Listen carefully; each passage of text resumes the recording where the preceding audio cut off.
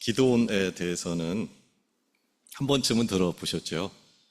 오늘 본문은 기도원이 하나님을 만나는 장면,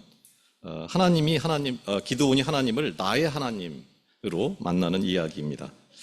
오늘 저와 여러분은 오늘 본문 말씀을 통해서 기도원이 어떻게 하나님을 만나는지, 또 기도원이 만난 하나님은 어떤 하나님인지를 확인하면서 여러분 안에도 그 하나님의 만나주심, 또 만져주심, 그 하나님의 평강이 가득하기를 원합니다. 이스라엘은 유목민족인 이 미디안이라는 민족에 의해서 삶의 터전을 다 빼앗깁니다. 자녀는 살해를 당합니다. 극도의 빈곤, 정말 피죽도 못 먹는다고 그러죠. 극도의 빈곤에 시달리며 삽니다. 그 시간이 무려 7년입니다. 눈에 띄면은 뭐든지 다 몰수를 당하니까 그 억울함이 하늘에 사무칩니다. 미디안이라는 말만 들어도 이가 갈립니다.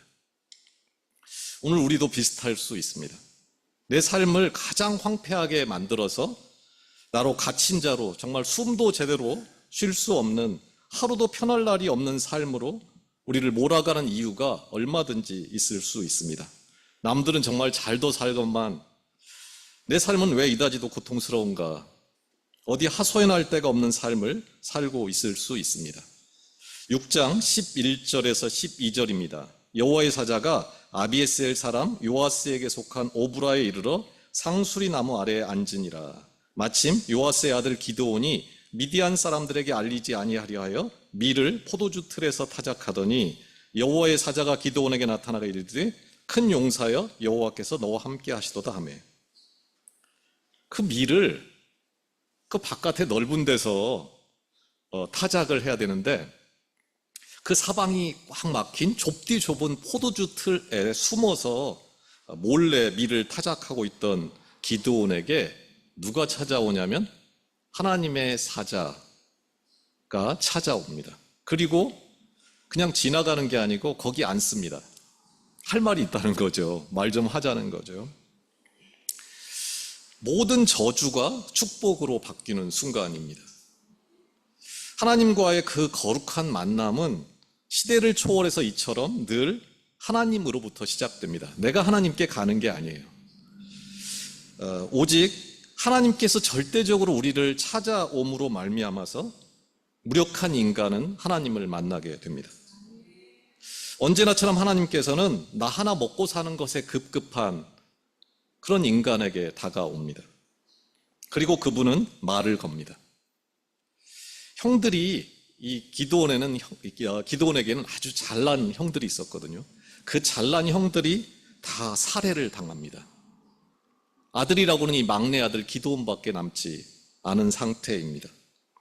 가슴에 불덩이를 안고 있는 이 기드온이 달리 자기가 어떻게 해볼 방법이 없으니까 숨을 죽이면서 삽니다. 비굴하고 비참하게 먹고 사는 일에 얽매여서 살아갑니다.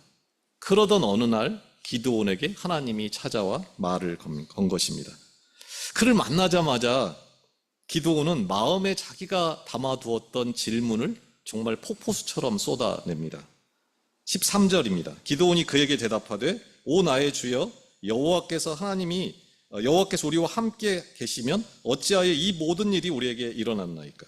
또 우리 조상들이 일찍이 우리에게 이르기를 여호와께서 우리를 애굽에서 올라오게 하신 것이 아니냐 한 그 모든 이적이 어디 있나이까? 이제 여호와께서 우리를 버리사 미디안의 손에 우리를 넘겨주셨나이다 하니, 하나님이 함께 하신다면 어떻게 내 형들이 다 죽어나가는 이런 비참한 일들이 일어날 수가 있단 말입니까? 어찌 우리 살림살이가 이 모양 이 꼴입니까?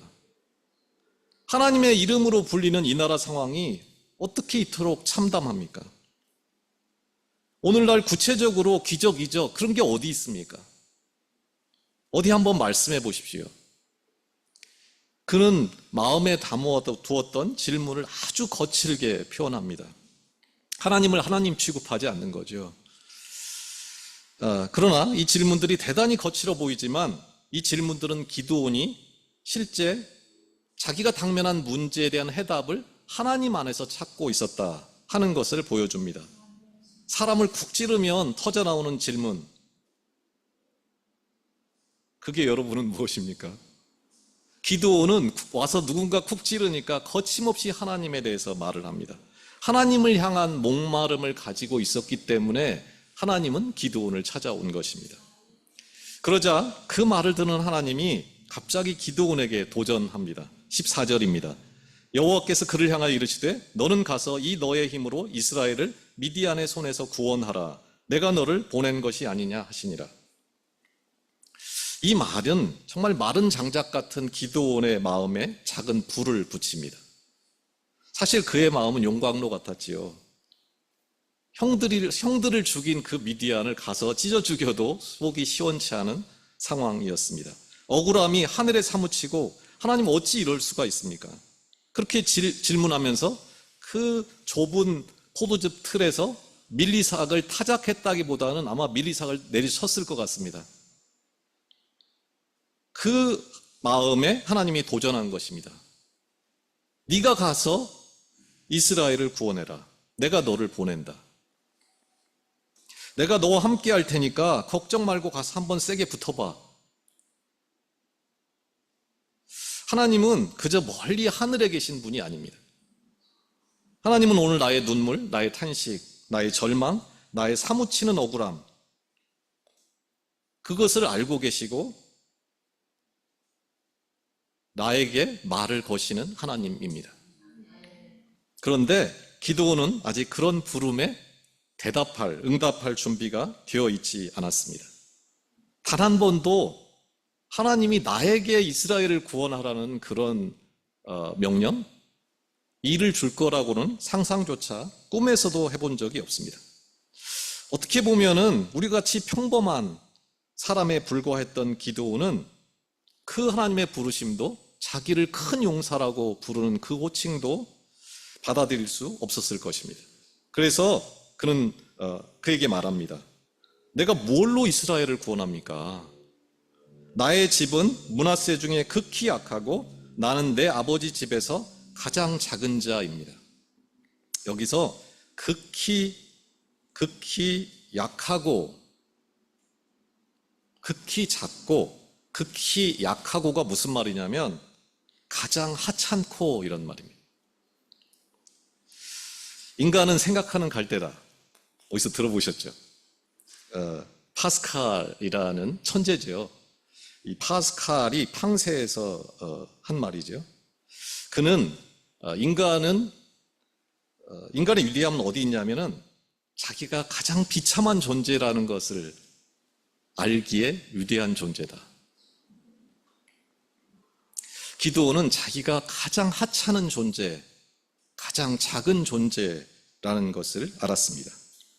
그런데 그는 그냥 하찮은 존재가 아니라 그 마음속에 하나님에 대한 질문, 하나님에 대한 목마름을 안고 있는 비참한 하찮은 존재였습니다.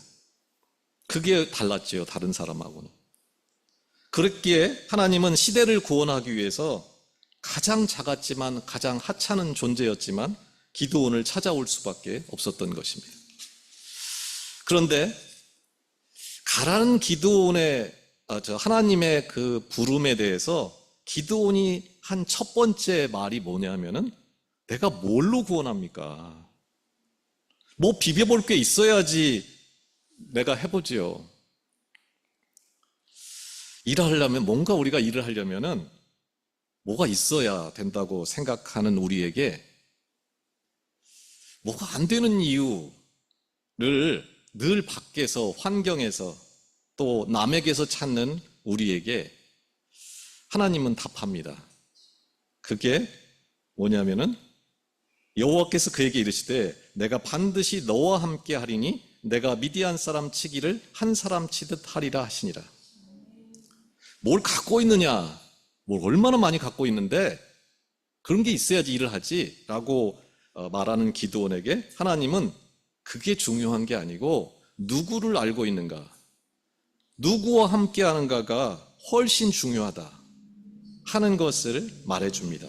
기드온은 바로 알아듣지요. 늘 하나님께 목말랐기 때문에. 그리고 질문합니다. 우리도 반드시 알아야 하고 또 물어야 할 질문, 인생을 걸고 물어야 할 그 질문을 기드온이 던집니다. 거듭되는 하나님과의 대화, 그 반복적이고 강력한 부르심에 대하여 기드온은 하나님께 인생에 가장 두렵고도 떨리는, 어떻게 보면 결코 물어서는 안 되는 질문을 하나 던집니다. 어떻게 보면은 하나님의 은혜로, 달리 보면은 속이 터져가지고 자기도 모르게 던진 질문입니다. 그게 17절입니다. 기드온이 그에게 대답하되, 여기도 대답한다는 게 물었다는 말입니다. 묻되 만일 내가 주께 은혜를 얻었사오면 나와 말씀하신 이가 주 되시는 표징을 내게 보이소서. 사람이 살다 보면은 알고 싶지 않은 게 있습니다. 알고 싶지 않다기보다는 알고 나면 인생이 어떻게 될 것 같은 질문이 있습니다. 정말 하나님이 있는가? 하나님이 내 아버지인가? 그런 질문이 아마 대표적인 것일 것입니다. 교회를 다닌다고 해도 좀 적당한 수준에서 교회를 다니고, 무리가 안 가는 수준에서 믿고 싶지, 진짜 믿었다가는 보통 골치 아픈 일이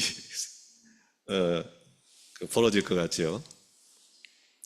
진짜 믿었다가는 왠지 인생을 걸어야 할 것 같고,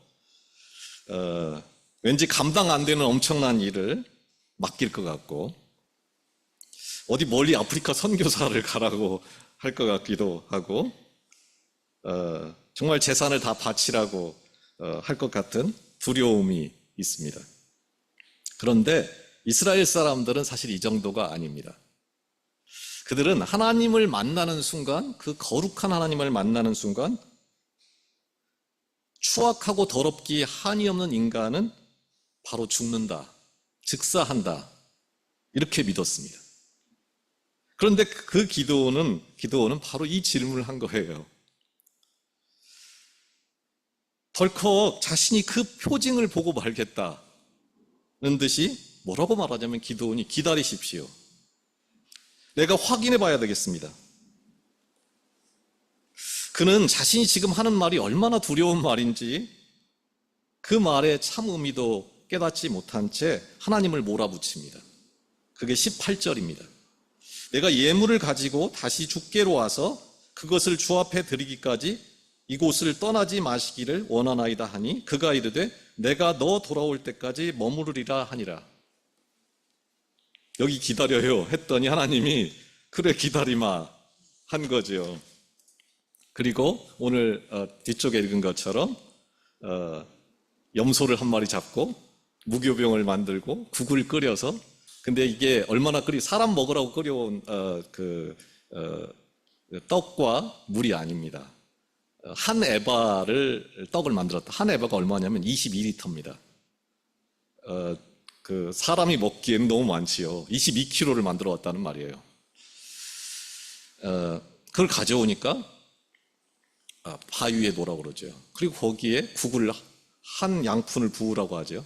우리 밑에 지하도 한 움푼 뭐를 끓여놨는데, 그러니까 그 사람이 지팡이로 거기를 가리키니까 지팡이에서 불이 나오면 딱 좋겠는데 바위에서 물이 나와서 그 모든 것을 태워버립니다.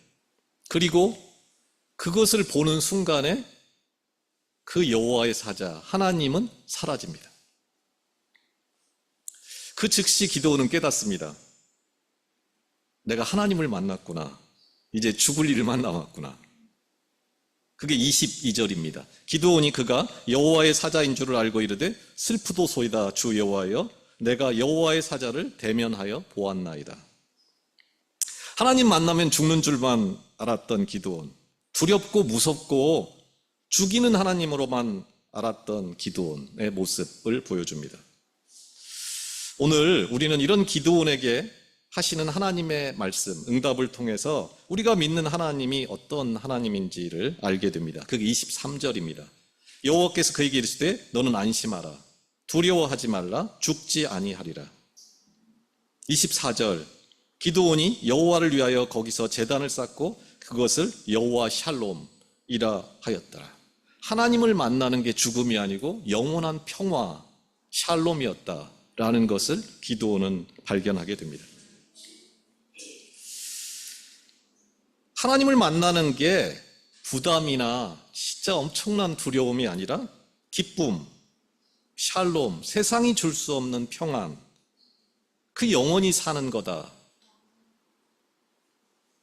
이거를 아는 게 중요합니다. 기드온이 그냥 제정신이었으면 절대로 하나님을 만날 수 없었겠지요. 너무나 성질나니까 그 하나님이 그 마음에 불을 붙여서 만나게 하신 겁니다. 하나님은 끊임없이 나와 만나기를 원합니다. 내 인생을 자꾸 헤집어요. 열불나게 만들지요. 그 하나님께 그 가운데 질문하게 되고 우리가 가진 게 많아지면은 죄밖에 지을 게 없다고 하지요. 뭔가 인생 풀릴 것 같은데 저주가 됩니다. 그 하나님과 만나는, 기드온처럼 하나님과 만나는, 그래서 그 영원한 샬롬을 만나는 그 은혜가 여러분과 저에게 있기를 소원합니다.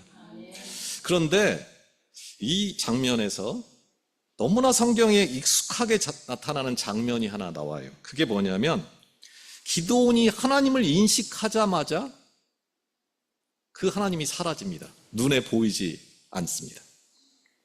이게 굉장히 많이 나타나죠, 성경에는. 저도 이게 진짜 궁금했거든요. 아니 왜 엠마오로 가는 두 제자도 그렇고 늘 이제 만났는데 사라져 버리죠. 그분은 어디로 가신 걸까요? 왜 보이지 않을까요? 보였잖아요, 좀 전에. 그래서 만났잖아요. 그럼 이제 앞으로 쭉 보면서 살면 얼마나 좋아요. 그런데 사라져 버려요. 사라졌다기보다는 숨으셔요. 숨어 계시는 하나님이라는 아주 유명한 책이 있는데 숨으십니다. 어디로 숨은 걸까요? 그는 도대체 어디로 간 걸까요? 가장 하찮은 자, 가장 작은 자를 찾아오신 하나님이 대체 어디로 숨은 걸까요? 어디로 가셨길래 보이지를 않은 걸까요? 그분은 그를 만나는 순간 가장 작은 자가 됩니다. 가장 하찮은 자가 되어서 그 가장 하찮은 자 안으로 숨습니다. 이미 불덩이가 된 기드온, 하나님을 만난 자, 그 기드온 안에서 하나님은 숨습니다. 사람들은 누구를 통해 하나님을 볼 수 있을까요? 이미 하나님을 본 자들, 그 속에 하나님을 담고 있는 하찮은 자들을 통해서 하나님을 볼 수 있게 됩니다. 보이지 않는 하나님을 십자가에 달린 예수 그리스도를 통해 우리가 만날 수 있었듯이 오늘 보이지 않는 하나님은 누구를 통해서 드러나냐면 가장 하찮은 자 안에서 숨어서 일하시는 하나님을 통해서 보이고 만나지게 됩니다. 내 아내가, 내 남편이 누구를 통해 하나님을 볼까요? 사랑하는 자녀는 누구를 통해 하나님을 볼까요? 어떤 사람들은 이렇게 말하지요. 내가 더 많이 소유하고 더 많이 형통하고 내가 더 크게 성공해서 하나님께 영광을 돌리고 하나님을 증거해야지. 물론 그럴 수도 있을 것입니다. 그러나 그것은 하나님의 방식이 아닙니다. 99%는 사단의 방식이라고 합니다. 따라서 간증에 수많은 것들은 사실 간증이 아닙니다. 다른 사람들과의 관계에서 내가 엄청나게 큰 자가 되어서 하나님을 보여줄 수 있는 게 아니고 다른 사람과의 관계에서 내가 가장 작은 자가 될 때, 내가 가장 하찮은 자가 될 때 오히려 내 안에 거하시는, 내 안에 숨어서 계시는 그 하나님이 온전하게 드러날 수 있게 됩니다. 사람들이 보는 것은 내가 뭘 가지고 있는지를 보는 것이 아닙니다. 내가 누구와 함께하는 자인 것을 보기 때문입니다. 이제 말씀을 좀 정리하겠습니다. 오늘 본문을 통해서 기드온에게 찾아오신 하나님에 대해 묵상하며 이것을 우리 삶에도 적용할 수 있기를 바랍니다. 우리 삶의 구체적인 상황에 찾아오시는 하나님을 만나고 묻고 또 발견할 수 있기를 원합니다. 하나님이 찾아오는 사람들은 대단한 사람들이 아닙니다. 많이 배운 사람도 많이 가진 사람도 아닙니다. 하나님이 찾아오는 사람은 목마른 사람입니다. 그저 그런 나 같은 사람에게 하나님은 매일 말을 겁니다. 내게 표징을 보여주기 원하고 나를 영원한 샬롬, 그 평안으로 인도하기 원합니다. 그래서 나같이 하찮은 자 안에 숨으시고 나를 통해 사람들이 하나님을 만나고 볼 수 있는 통로로 삼기를 기뻐합니다. 사랑하는 성도 여러분, 이 한 주간도 나를 향해 먼저 찾아오시는 하나님, 내 인생의 고난과 아픔을 통해 말을 걸어오는 하나님, 나는 아무것도 아니고 이제 내 인생은 끝났다고 하는 마음에, 인생 뭐 있냐 하는 마음에, 나를 세상 누구보다 중요하다고 하시고 나를 세상 누구보다 귀하게 여겨서 큰 용사여 라고 부르시는 그 하나님의 음성에 귀를 열어보기를 원합니다. 말씀을 읽으십시오. 말씀은 하나님의 러블레터입니다. 읽다 보면 귀가 열리고 이내 듣게 될 것입니다. 믿음은 들음에서 나며 들음은 그리스도의 말씀으로 말미암습니다. 밥 3끼만 주면 무슨 일이든 하겠다, 그렇게 살아온 세월이 있죠. 지금은 뭘 주면은 그렇게 살겠습니까? 나이의 문제가 아닙니다. 아이들만 꿈을 꾸는 게 아닙니다. 성경은 말하지요. 아이들이 예언을 하고 젊은이는 환상을 보고 노인은 꿈을 꾸지요. 언제 꿈을 꿉니까? 그것은 어떤 질문이 내 안에 담겨 있느냐, 그게 나이의 문제가 아니고 마음에 어떤 물음, 어떤 질문, 어떤 목마름을 가지고 있느냐에 따라서 하나님은 찾아오시고 꿈을 꾸고 살게 합니다. 말씀을 읽으면서 질문해 보시지요. 당신이 하나님임을 내게 보이소서. 다른 사람 말고 내게도 보여주소서. 다른 누가 아닌 바로 나에게 하나님은 말을 걸기 때문입니다. 하나님은 우리에게 뭐라고 말하냐면 네가 내 연인이다. 온 세상을 주고도 바꿀 수 없는, 그래서 외아들의 피로 살 만큼, 그 외아들을 십자가에 못 박을 만큼 네가 그렇게 소중한 사람이다, 그렇게 말씀합니다. 불평과 원망의 말을 그치고 하나님이 내 아버지인 표적을 구하십시오. 하나님과의 만남, 그 하나님과의 인격적인 만남, 내 삶의 모든 것을 평안으로, 샬롬으로 바꾸시는 그 하나님과의 만남, 접촉이 일어나기를 구하십시오. 또 세상에서 가장 하찮은 자, 나 같은 자 안에 숨으시고 나 같은 자 안에 거하기를 기뻐하시는 그 하나님의 손에 붙들려 살아감으로 말미암아서 내 가정이, 또 내 일터가, 내 교회가 천국이 되는 일에 쓰임받을 수 있도록 간구하는 그런 은혜의 한 주가 되기를 축원합니다. 기도하겠습니다. 하나님, 늘 내가 구하고 꿈꾸는 일들은 뭐가 없다고, 뭘 달라고 하는 것들이었습니다. 뭐가 없다고, 하나님으로는 충분하지 않다고 하는 것들이었습니다. 내 목마름과 내 간절한 질문들도 너무 속 좁은 생각일 때가 많았습니다. 하나님이 함께하는 인생, 내 안에 하나님이 숨으시는 그런 하찮은 자 되기를 원합니다. 나같이 하찮은 자에게 하나님의 일을 하게 하시는 그 영광, 그 감당할 수 없는 은혜를 누리며 살기 원합니다.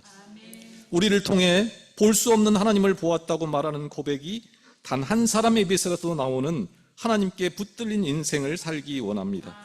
예수 그리스도의 이름으로 기도합니다.